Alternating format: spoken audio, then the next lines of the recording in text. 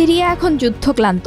Syria প্রতিবেশী কোনো দেশ কিংবা পশ্চিমা বিশ্বের জন্য মোটেও হুমকি নয়। সিরিয়ার বিদ্রোহী গোষ্ঠীর প্রধান নেতা আহমেদ হুসাইন আল শারা বিবিসিকে দেওয়া এক সাক্ষাৎকারে এসব বলেছেন। তিনি হায়াত তাহরির আল শাম HTS এর নেতা, যা বিদ্রোহী জোটের প্রধান গোষ্ঠী। তিনি আগে তার ছদ্মনাম আবু মোহাম্মদ আল জোলানি নামে পরিচিত ছিলেন। রাজধানী দামেস্ক থেকে বিবিসিকে একটি সাক্ষাৎকার দিয়েছেন আহমেদ হুসাইন আল শারা। সাক্ষাৎকারে তিনি সিরিয়ার উপর আরোপ করা নিষেধাজ্ঞা তুলে নেওয়ার দাবি করেছেন।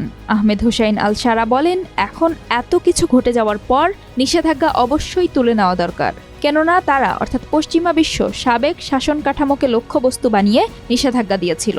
অত্যাচারী আর ভুক্তভোগীর প্রতি একই রকম আচরণ করা ঠিক হবে না। HTSকে সন্ত্রাসী তালিকা থেকে বাদ দেওয়ার দাবি জানিয়েছেন আহমেদ হুসাইন আল শারা।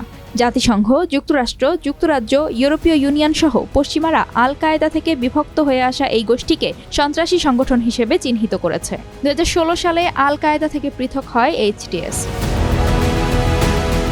আহমেদ হুসাইন আল শারা বলেন, HTS কোনো সন্ত্রাসী গোষ্ঠী নয়, কেননা HTS এর যোদ্ধারা কখনো বেসামরিক মানুষ কিংবা এলাকাকে লক্ষ্যবস্তু বানায়নি, বরং তারা এসব মানুষকে বাশার আল আসাদের শাসনামলে সংঘটিত অপরাধের ভুক্তভোগী মনে করে।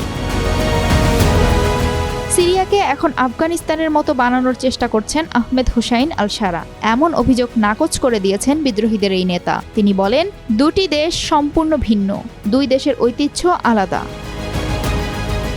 সাক্ষাৎকারে আহমেদ হুসাইন আল শারা জানান, তিনি নারী শিক্ষার পক্ষে। তবে আগামী কয়েক মাস সিরিয়ায় নতুন নিয়মকানুন এটাই নির্দেশ করবে যে আহমেদ হুসাইন আল শারার নেতৃত্বে HTS আসলে দেশকে কেমন দেখতে চায়, তারা আসলে কিভাবে দেশ চালাতে চায়।